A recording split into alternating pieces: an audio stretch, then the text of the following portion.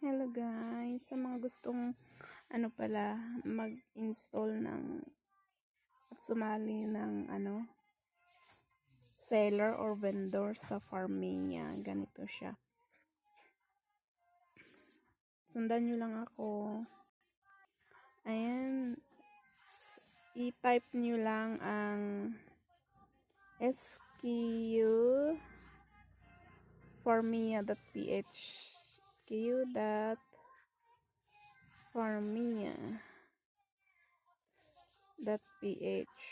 and then go para install natin, para madali tayong mag-sign up. Ayan,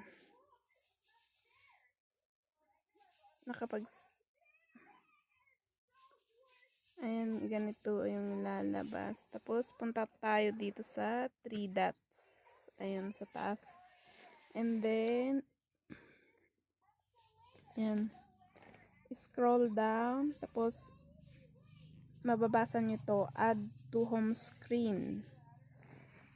Click natin tong add to home screen and then install.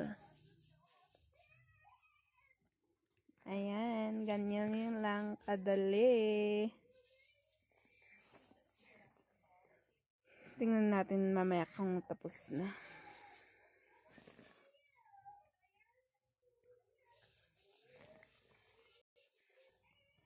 Wait lang natin na.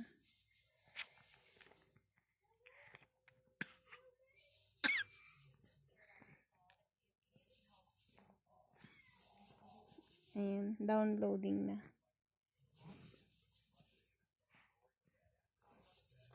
Ayan, tapos na po. Tignan natin. Farmia.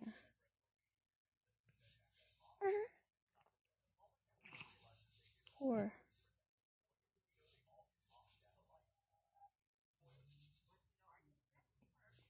Ayun, nakita ko na. Ayan, ito na siya. Farmia. Na-install na agad. And then, mag-sign up na kayo. Sign up.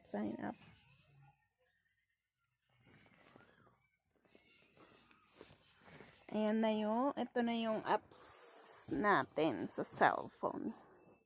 Kaya sa mga gustong maging seller dito sa Farmia, ibenta natin yung mga produkto natin dito sa Tinok, mga vegetables, and diba, mga fresh yung vegetables natin dito. Kaya, go na.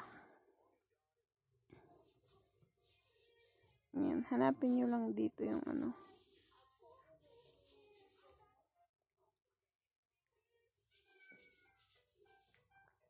tignan nyo, daming na kapag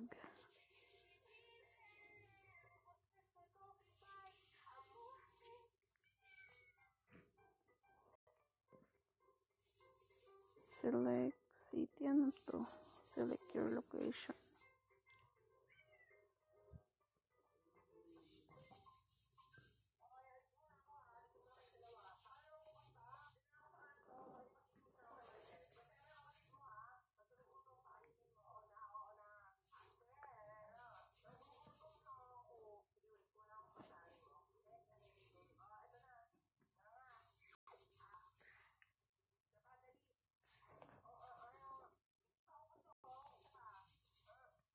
Bakit wala?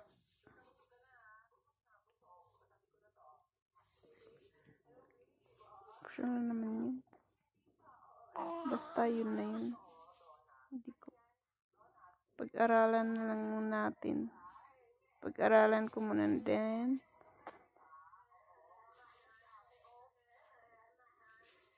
Ay, naka-sign up na pala ako.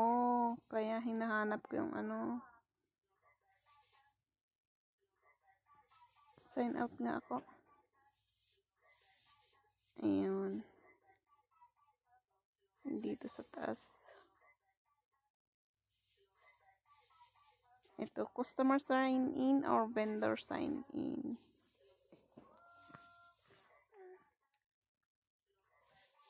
Ayan. Pero kung wala ka pang account, apply to be seller. Ayan.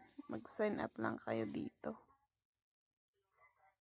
First time. Oh, yun na yun.